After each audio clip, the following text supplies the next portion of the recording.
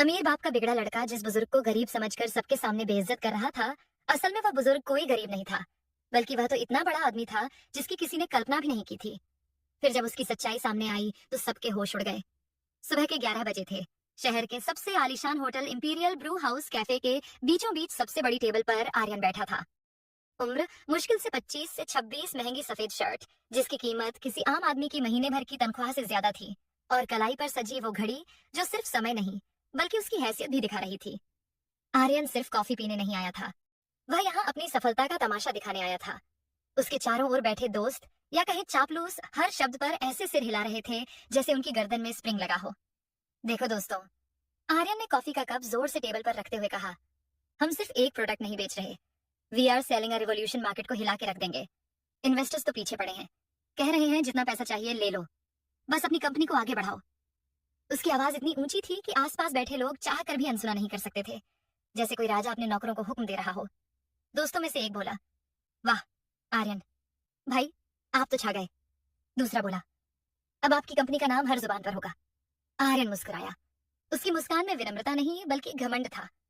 तभी कैफे का दरवाजा धीरे से खुला और एक बुजुर्ग साधारण कपड़ों में अंदर आए, जिनका नाम जगदीश प्रसाद था।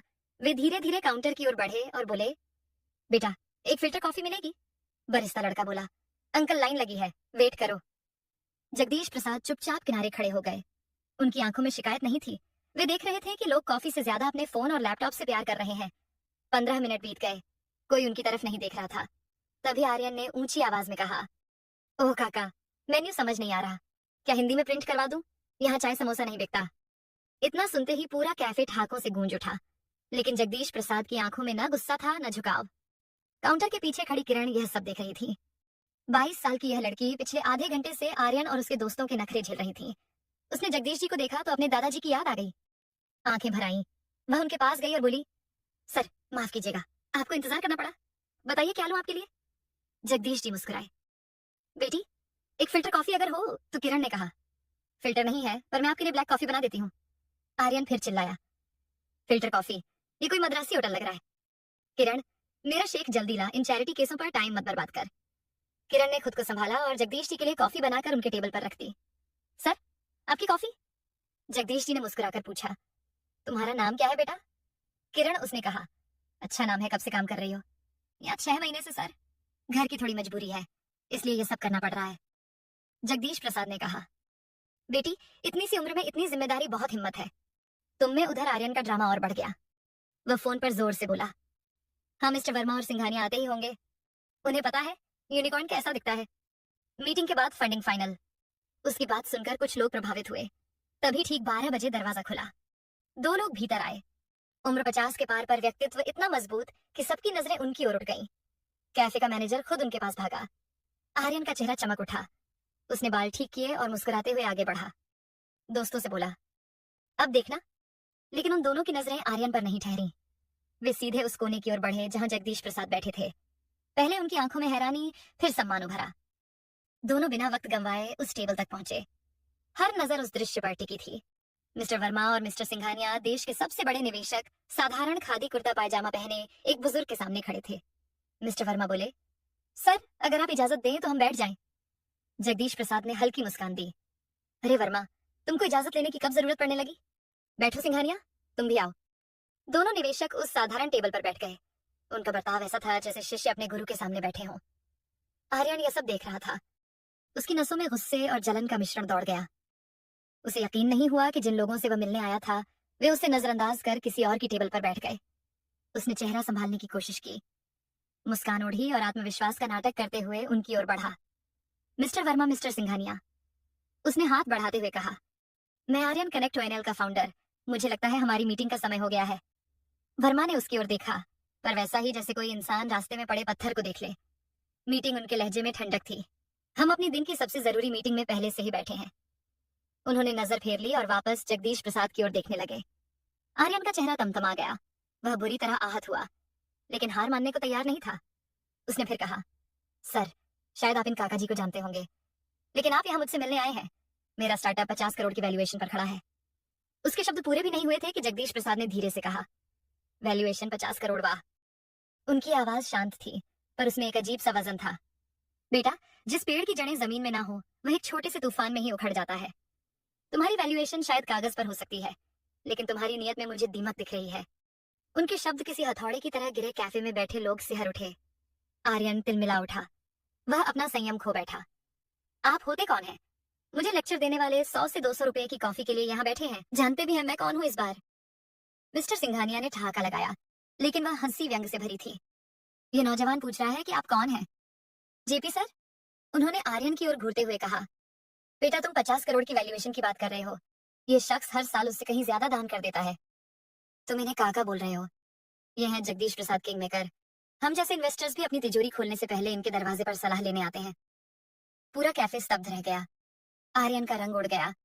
उसके माथे पर पसीना छलक आया। दोस्त जो कुछ देर पहले तक उसकी तारीफ कर रहे थे, अब कुर्सियों में ढंसने लगे। जगदीश प्रसाद ने गहरी सांस ली। तुमने पूछा ना, मैं कौन हूँ? मैं वह खरीदार हूँ जो सामान की क्वालिटी से पहले उसे बेचने वाले की आंखों में सच्चाई ढूंढता है। मैं वह इन्वेस्टर हूँ जो बैलेंस शीट से पहले फाउंडर की कैरेक्टर शीट पढ़ता है। और आज मैंने यहाँ आकर निराशा पाई है। उनकी आंखें आर्यन पर जमी थीं। तुम जैसे लड़के स्टार्टअप को मेहनत और इनोवेशन का नहीं, अहंकार और दिखावे का प्रतीक बना रहे हो। तुम्हें लगता है महंगी घड़ी, भारी शब्द और दूसरों को नीचा दिखाना ही सफलता है। नहीं बेटा, इंसान बड़ा अपनी मेहनत, नीयत और इंसानियत से बनता है। वह रुके और बोले, तुमने उस लड़की का अपमान किया जो यहाँ ईमानदारी से काम कर रही है। जिस इंसान को अपने कर्मचारियों का सम्मान नहीं, वह ग्राहकों का क्या करेगा? तुम्हारा इन्वेस्टमेंट प्रपोजल मैं यहीं अभी खारिज करता हूँ। पूरा कैफे सन्न रह गया। आर्यन पत्थर की तरह जड़ हो गया। जगदीश प्रसाद ने धीरे से कहा, किरण बेटी, जरा इधर आना। किरण कांपते हुए उनकी टेबल पर आई। उन्होंने मुस्कुराकर कहा, डरो मत बेटी, तुम्हारी सच्चाई और मेहनत मैंने देखी है। अगर आज मैंने तुम्हारी मदद नहीं की तो इंसानियत का कोई मोल नहीं। तुमने अभी बताया था ना, तुम अपना छोटा होटल खोलना चाहती हो? जी, पर मेरे पास इतना पैसा नहीं कि खोल सकूं। जगदीश प्रसाद ने डायरी से एक पन्ना फाड़ा। ये मेरा नंबर और ऑफिस का पता है। कल सुबह आकर मिलो। पैसों की बिल्कुल चिंता मत करना। किरण के हाथ कांप रहे थे। उसने डरते डरते वो फटा पन्ना पकड़ा। फिर जगदीश प्रसाद ने टेबल पर 500 का नोट रखा। कीमत सिर्फ 100 रुपए थी कॉफी की, पर उन्होंने 5 गुना छोड़ दिए। यह उनका अंदाज था, किसी पर एहसान ना छोड़ना। फिर किरण के सिर पर हाथ रखकर बोले, हिम्मत रखना बेटी, कल सुबह का सूरज तुम्हारी जिंदगी पलट देगा। उनकी नजरें आर्यन पर पड़ी।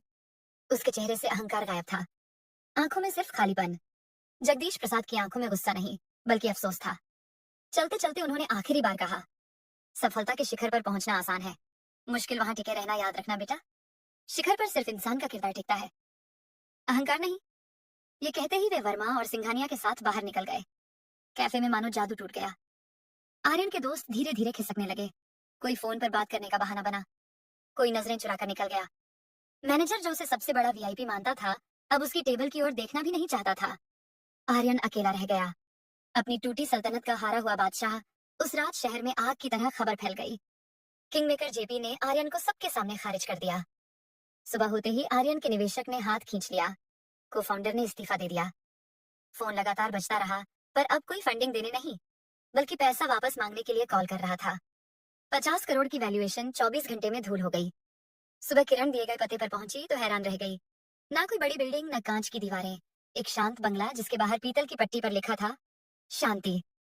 थोड़ी देर बाद जगदीश प्रसाद वहां आए। उन्होंने किरण को देखकर कहा, अंदर आओ बेटी, तुम्हारा ही इंतजार था। उन्होंने उसे टेबल पर बैठाया। 2 घंटे तक बातें होती रहीं। फिर उन्होंने सेक्रेटरी को बुलाकर निर्देश दिए। आधे घंटे में शहर के बड़े फाइनेंस और मार्केटिंग एक्सपर्ट उस कमरे में थे। किरण, जो कल तक कप उठा रही थी, आज बिजनेस प्लान बना रही थी। 6 महीने बाद शहर की एक शांत सड़क पर एक छोटा प्यारा होटल खुला। नाम था माँ की रसोई। ये होटल जल्दी ही मशहूर हो गया। स्वाद के लिए तो था ही, पर सबसे ज्यादा अपनेपन के लिए किरण ने ऐसे लोगों को काम पर रखा जिन्हें वाकई जरूरत थी। उसका एक नियम था, रात को बचा हुआ खाना अनाथालय में जाएगा। एक शाम जब किरण ग्राहकों से हंसते हुए बात कर रही थी, तभी दरवाजे पर एक कार रुकी। जगदीश प्रसाद भीतर आए। छड़ी का सहारा था, पर चेहरे पर वही मुस्कान। किरण ने आगे बढ़कर उनके पैर छुए। बेटी, अब तुम खुद दूसरों को मौके दोगी, यही असली सफलता है। उनकी आवाज में स्नेह था। किरण की आंखें नम हो गईं। उसने महसूस किया कि कभी कभी जिंदगी में सबसे बड़ा निवेश पैसा नहीं, बल्कि किसी का विश्वास होता है। दोस्तों, याद रखिए, किसी को एक मौका देना उसके जीवन की दिशा बदल सकता है। इसलिए कोशिश कीजिए कि जब भी आप किसी की मदद कर सकते हैं तो पीछे मत हटिए, क्योंकि विश्वास से बड़ी कोई पूंजी नहीं होती। दोस्तों, अगर आपको हमारी ये कहानी पसंद आई हो तो हमारे चैनल को जरूर सब्सक्राइब करें हमें सपोर्ट करें और ऐसे ही प्यार और भरोसा बनाए रखें, ताकि हम आपके लिए और भी दिल छू लेने वाली कहानियां लेकर आते रहें। आपका एक छोटा सा लाइक और कमेंट हमें आगे बढ़ने की ताकत देता है।